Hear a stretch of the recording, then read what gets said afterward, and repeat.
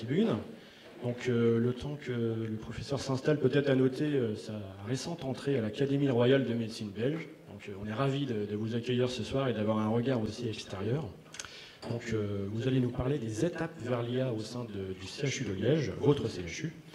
Et nous allons avoir la chance de bénéficier d'avoir un regard sur votre vision médicale croisée à votre expertise du système d'information et nous évoquer un petit peu les objectifs pour 2030 que vous ambitionnez au CHU et un petit peu au sein de la Belgique. Merci beaucoup et merci chaleureusement à la paix d'une part et à Sophreux Médical de l'invitation. C'est un honneur d'être parmi vous ce soir. Donc très brièvement, notre CHU de Liège est un hôpital donc, académique.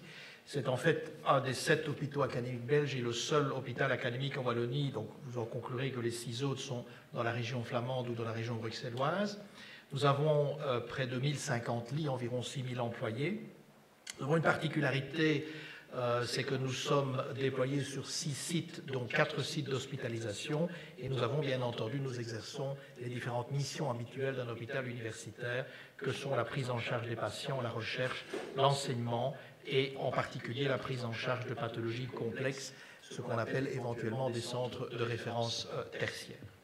Alors, il y a une vingtaine d'années, notre situation était celle de n'avoir que très peu de gestion de systèmes d'information, d'avoir une informatisation des services médicaux qui était morcelée et segmentée en fonction essentiellement de l'intérêt que tel ou tel professeur ou chef de service avait et les moyens financiers à sa disposition pour informatiser, et l'informatisation des unités de soins en tant que telles était inexistante. Nous avons pu bénéficier en 2003 d'un plan stratégique institutionnel au sein duquel la mise en place d'un dossier patient informatisé était essentielle, et je pense qu'on ne peut réussir la transformation numérique d'un hôpital, surtout à la taille d'un CHU, a fortiori de plusieurs CHU, que si c'est fait partie de la stratégie de l'institution. Ça doit véritablement être porté, ça doit être demandé par la base, et ça doit être porté par la direction générale de l'institution. Alors maintenant, nous avons un DPI complet, donc un dossier médical, un dossier infirmier, paramédical, une gestion des lignes, gestion des rendez-vous, un PACS bien entendu complet, un LIS également, mais ça nous l'avions déjà, on l'a remplacé, et des prescriptions d'analyse médicale, des prescriptions d'examens complémentaires, des prescriptions de médicaments également, une gestion informatisée du bloc opératoire, un portail de prise de rendez-vous. Et tout cela donc déployé pour nous amener progressivement, pour ceux qui connaissent IMS et la classification MRAM, Electronic Medical Record Adoption Model, nous avons atteint le niveau 6 en 2016, donc dans les critères précédents. Il existe également en Wallonie un réseau de santé wallon qui permet, via un portail, l'échange vers l'extérieur et de même également un portail d'imagerie. Nous avons donc atteint, comme je l'ai dit, il y a 5 ans maintenant, l'MRAM 6, et nous sommes dans un processus de certification JCI qui a néanmoins été mis un peu en parenthèse pour les raisons que vous connaissez au cours des derniers mois ou des dernières années.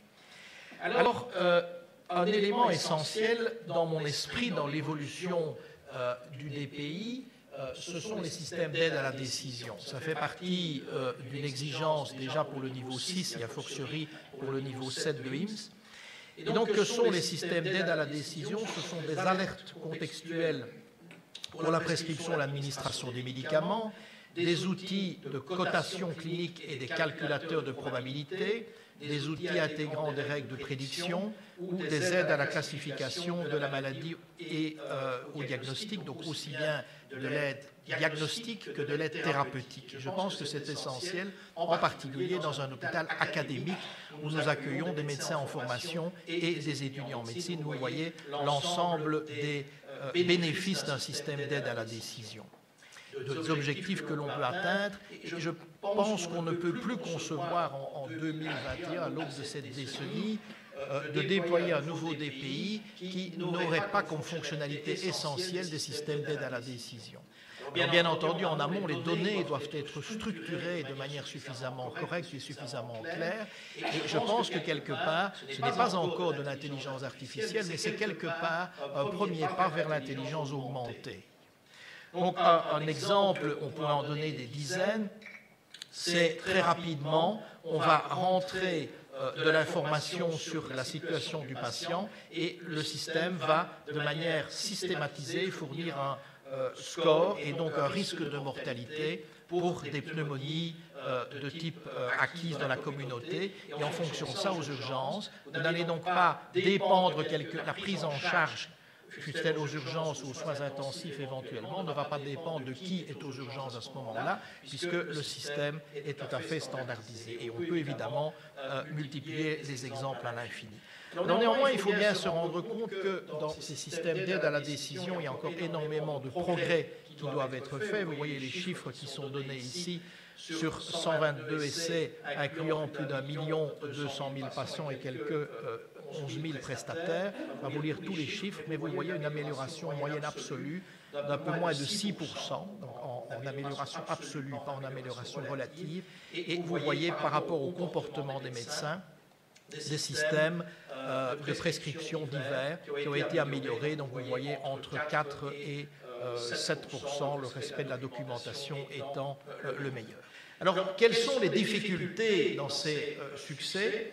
L'inadéquation des logiciels aux questions qui importent à l'utilisateur, au flux de travail et la culture interne, l'absence de dossiers patients uniques et partagés, que ce soit au niveau national ou international, des actes de soins et des traitements réalisés en silo pour des patients qui souffrent de nombreuses pathologies. Et nous savons tous que le vieillissement de nos populations amène évidemment des patients souffrant de nombreuses pathologies chroniques, de plus en plus multiples.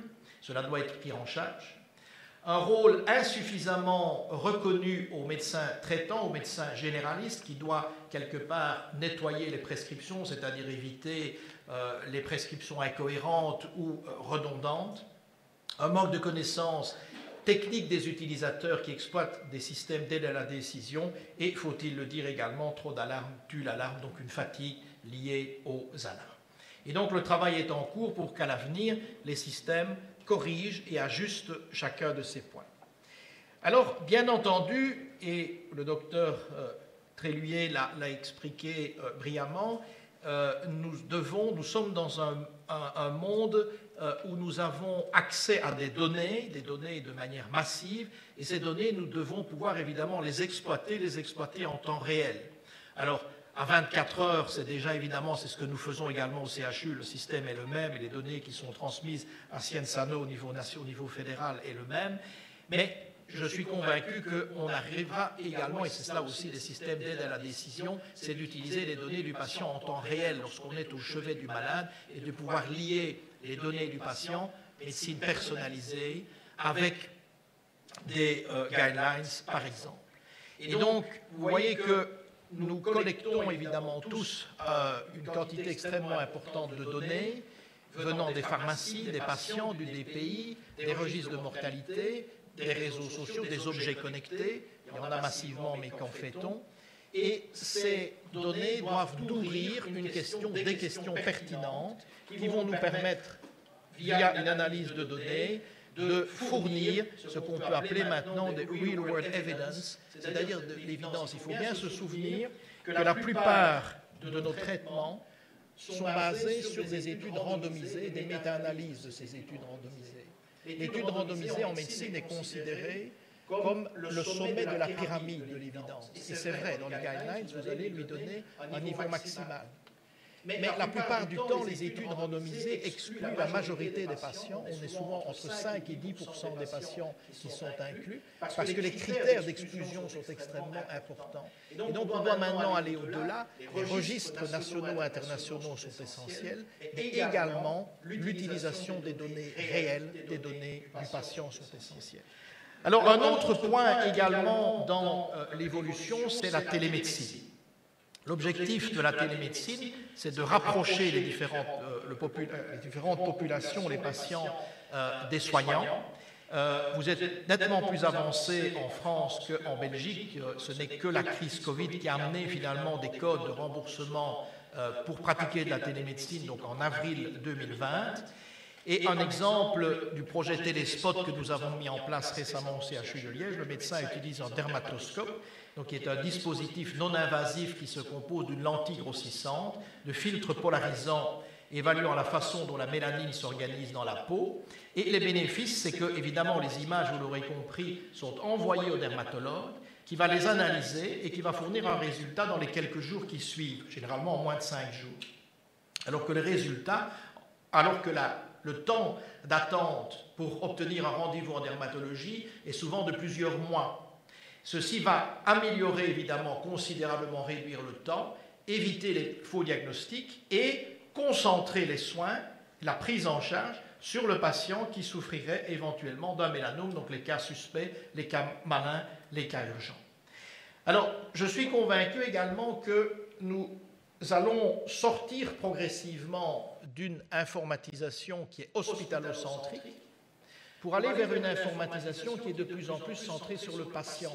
Le patient, il a une histoire quand il vient à l'hôpital la plupart du temps. Il a des antécédents, il a des pathologies chroniques, sauf bien entendu, vous êtes jeune, vous avez une fracture ou une hernie inguinale, une appendicite, que sais-je encore. Mais généralement, le patient, il a des antécédents et puis il aura un suivi ensuite. Tout cela, évidemment, doit faire partie d'un continuum. Et vous voyez la liste là-bas des différents défis qui sont liés au virage ambulatoire. Peut-être que vers 2030, nous allons aller vers un parcours de vie. C'est-à-dire que maintenant, nous travaillons plutôt dans un parcours de soins, avec des soins de premier recours, les urgences, l'hospitalisation à domicile, on pourra en parler très longuement, peut-être dans le débat.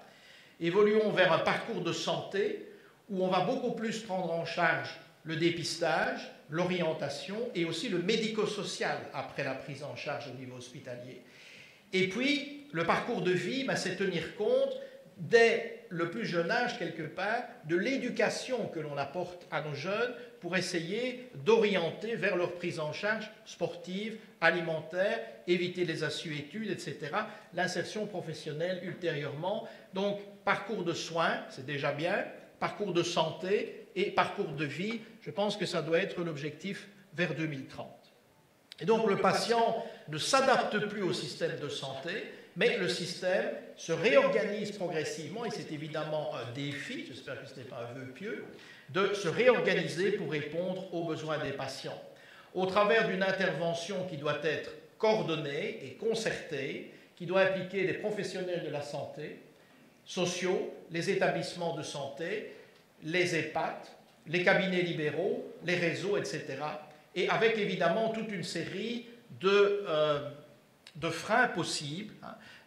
Comment allons-nous partager les données pour être efficaces et effectifs? Les soins doivent être multidisciplinaires, transmuraux, et donc l'interopérabilité est quelque chose d'essentiel. On voit bien que quand on veut informatiser un réseau de soins, on peut choisir le même DPI ou, à défaut, il est nécessaire que les différents DPI se parlent et qu'ils soient évidemment dotés d'une interopérabilité aussi objective que possible. Tout cela également, je reste encore deux diapositives, rassurez-vous, les considérations éthiques sont évidemment essentielles.